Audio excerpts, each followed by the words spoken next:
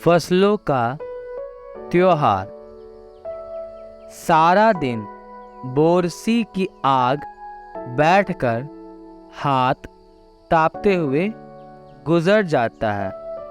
कहाँ तो खिचड़ी के समय धूप में गर्माहट की शुरुआत होनी चाहिए और यहाँ सूरज के इंतज़ार में आस लगाए बैठे हुए हैं। पूरे 10 दिन हो गए सूरज लापता है।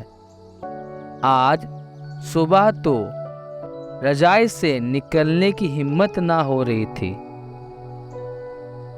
बाहर देखने से तो समय का अंदाज़ा बिल्कुल नहीं हो रहा था, लेकिन घर में हो रही चहल पहल अब पता चल रही है। यह कहानी जो है वह जनवरी या फरवरी महीने के बारे में बता रही है, भारत देश का, जहाँ पे जो है वह ठंड के कारण मौसम इतना ज़्यादा ठंडा हो गया कि सूरज की रोशनी भी लोगों को दिख नहीं रही है और खिचड़ी खाने का भी समय है। रह रह कर कानों में कभी चापाकल के चलने और पानी के गिरने की आवाज़ तो कभी किसी के हाक लगाने की आवाज़ आ रही है, किसी के बुलाने की आवाज़ आ रही है। कोई व्यक्ति बोलता है कि जा भाग के देख केरा के पत्ता आइल कि ना। वही दूसरी ओर बोला जाता है आज ई लोग के उठे के नइखे का, बोल जल्दी तैयार हो खस। मतलब आज लोगों को नहीं उठना क्या, इन्हें बोलो जल्दी तैयार होने का। यह मुख्यतः बिहारी भाषा होती है। अब तो उठने में ही भलाई है, चलिए सब उठते हैं। नहा धोकर हम सभी एक कमरे में इकट्ठा हुए। दादा और चाचा ने क्या सफ़ेद चकाचक मार लगी धोती और कुर्ता पहना हुआ है।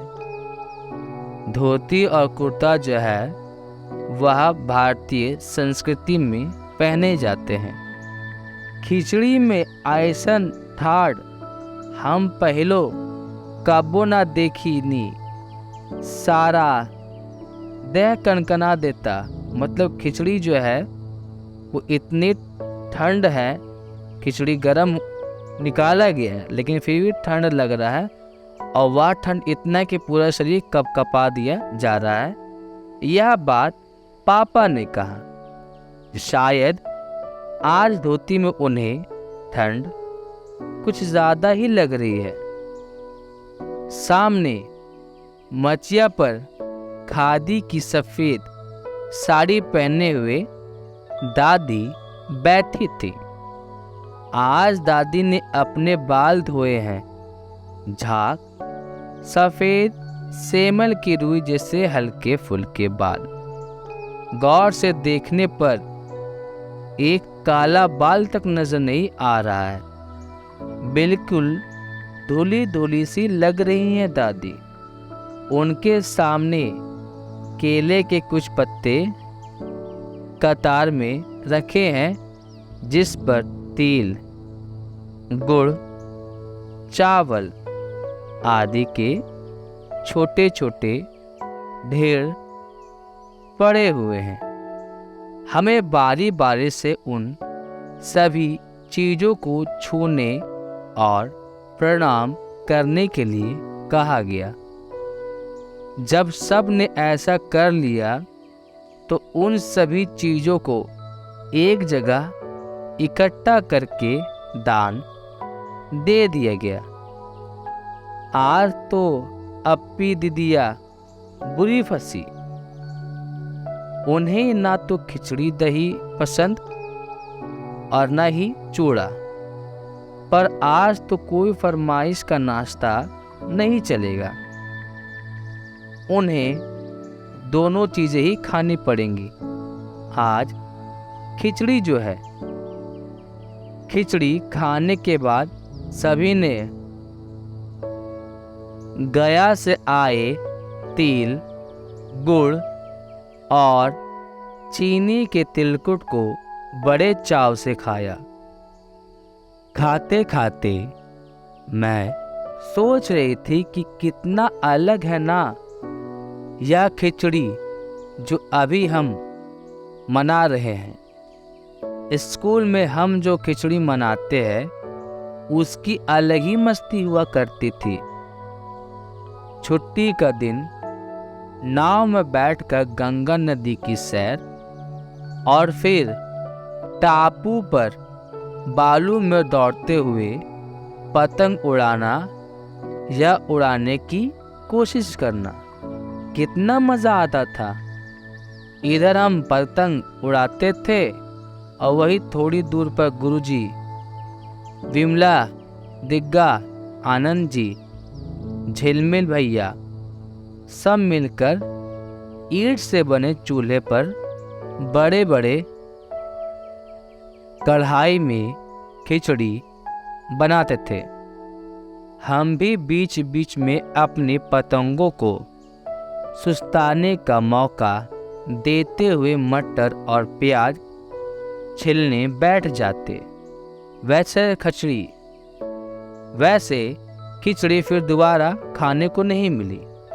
वाकई ढंग कैसा भी हो, पर है ये खुशियों का त्योहार।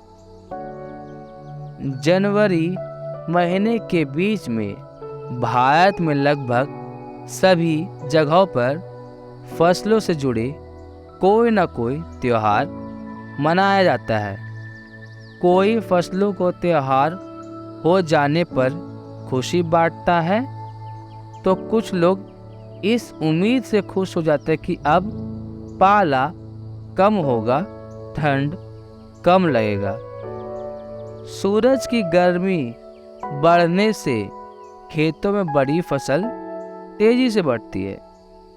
सभी प्रांतों और इलाकों का अपना रंग और अपना ढंग नजर आता है। इस दिन सब लोग अच्छी पैदावार की उम्मीद और फसलों के घर में आने की खुशी का इंतज़ार करते हैं। उत्तर प्रदेश, बिहार, मध्य प्रदेश में मकर संक्रांति या जिसे तिल संक्रांति बोला जाता है, असम में बिहू, केरल में ओणम, तमिलनाडु में पोंगल, पंजाब में लोहड़ी, झारखंड में सरहुल, गुजरात में पतंग का पर्व सभी खेतों और फसलों से जुड़े त्योहार है। इन्हें जनवरी से अप्रैल के मध्य तक अलग अलग समय में मनाया जाता है। मतलब जनवरी के बीच में शुरू होता है और अप्रैल के बीच में ही, मतलब 15 या 16 अप्रैल तक मनाया जाता है। झारखंड में अगर हम बात करें तो सरहुल बड़े जोरों शोरों के साथ मनाया जाता है। 4 दिनों तक यह जश्न चलता रहता है। अलग अलग जनजातियाँ इसे अलग अलग समय में मनाते हैं। संथाल लोग फरवरी मार्च में, तो ओराव लोग इसे मार्च अप्रैल में मनाते हैं। आदिवासी आमतौर पर प्रकृति की पूजा करते हैं। सरहुल के दिन विशेष रूप से साल के पेड़ों की पूजा की जाती है। यही समय है जब साल के पेड़ों में फूल आने लगते हैं और मौसम बहुत ही खुशनुमा हो जाता है। स्त्री पुरुष दोनों ही ढोल मंजीरे लेकर रात भर नाचते गाते हैं। चारों ओर फैली हुई छोटी छोटी घाटियाँ लंबे लंबे साल के वृक्षों का जंगल और वहीं आसपास बचे छोटे छोटे गांव, लीपे पूती करीने से बुहारे और सजाए गए अपने घरों के सामने लोग एक साथ पंक्ति में कमर में बाहें डालकर नृत्य करते हैं। अगले दिन वे नृत्य करते करते घर घर जाते हैं और फूलों के पौधे लगाते हैं। घर घर से चंदा मांगने की भी प्रथा होती है। हर घर से लोग चंदा मांगा करते हैं, पर चंदे में मालूम है क्या मांगते हैं? पैसे नहीं मांगे जाते हैं, बल्कि मुर्गा, चावल और मिश्री मांगे जाते हैं। फिर चलता है खाने पीने और खेलों का दौर। तीसरे दिन जाकर पूजा होती है, जिसके बाद लोग अपने कानों में सरई का फूल पहनते हैं। इसी दिन में वसंत ऋतु की शुरुआत मानी जाती है। धान की भी पूजा होती है। पूजा किए हुए आशीर्वाद धान अगली फसल में बोया जाता है। तमिलनाडु में मकर संक्रांति या फसलों से जुड़ा त्योहार पोंगल के रूप में मनाया जाता है। इस दिन खरीफ की फसलों चावल, अरहर आदि कटकर घरों में पहुंचती है। लोग नए धान कूटकर चावल निकालते हैं। हर घर में मिट्टी का नया मटका लगाया जाता है। इसमें नए चावल, दूध और गुड़ डालकर उसे पकाने के लिए धूप में रख दिया जाता है। हल्दी शुभ मानी जाती है, इसलिए साबुत हल्दी को मटके के मुंह के चारों ओर बांध देते हैं। यह मटका दिन में 10:30-12 बजे तक धूप में रखा जाता है। जैसे ही दूध में उफान आता है, दूध गर्म होने लगता है और दूध चावल मटके से बाहर गिरने लगता है, तो पोंगल, पोंगल, पोंगला, पोंगल मतलब खिचड़ी में उफान आ गया के स्वर सुनाई देते हैं। दूसरी ओर गुजरात में पतंगों के बिना तो मकर संक्रांति का जश्न अधूरा ही माना जाता है। इस दिन आसमान की ओर यदि नज़र उठाया जाए तो शायद हर आकार और रंग रूप के पतंग आकाश में लहराते हुई मिल जाती है। प्रत्येक गुजराती, चाहे वह किसी भी धर्म, जाति, आयु का हो, पतंग उड़ाता है। हजारों लाखों पतंगों में सूर्य भी ढक जाता है। कुमाऊं में मकर संक्रांति को दुरुतिया भी कहते हैं। इस दिन आटे और गुड़ को गूंद कर पकवान बनाए जाते हैं। इन पकवानों को तरह तरह के आकार दिए जाते हैं, जैसे डमरू, तलवार, दाडिम का फूल आदि। पकवान को तलने के बाद एक माला भी पिरोया जाता है। माले के बीच में संतरा और गन्ने की गंडेरी पिरोई जाती है। यह काम बच्चे बहुत रुचि और उत्साह के साथ करते हैं। सुबह बच्चों को माला दी जाती है। बहुत ठंड के कारण पक्षी पहाड़ों में चले जाते हैं। उन्हें बुलाने के लिए बच्चे इस माला से पकवान तोड़ तोड़ कर पक्षियों को खिलाते हैं और गाते हैं, कौवा आओ, घुंघुत आओ, ले कौवा बड़ो, माँ कह दे जा सोने के घड़ो। खा ले पूरी, माँ के दे जा सोने के चूरी। इसके साथ ही जिस चीज़ की कामना हो वह मांगते हैं। है ना कितने अलग अलग अंदाज मकर संक्रांति को मनाने के।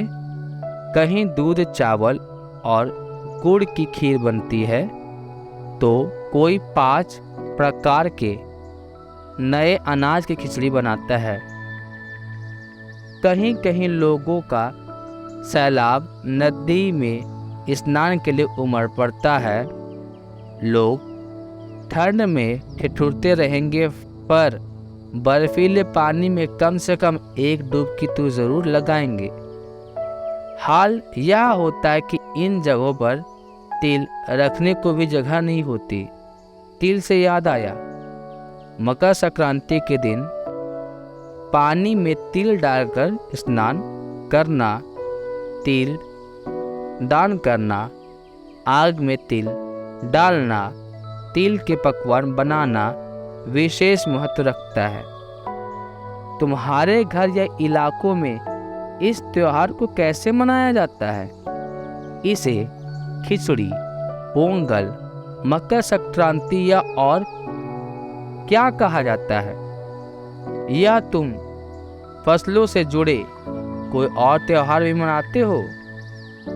यदि तुम आपस में बात करो तो तुम्हें यह जानकर हैरानी होगी कि कई बार एक ही इलाके में रहने वाले लोग इस त्योहार को अलग अलग ढंग से मनाते हैं।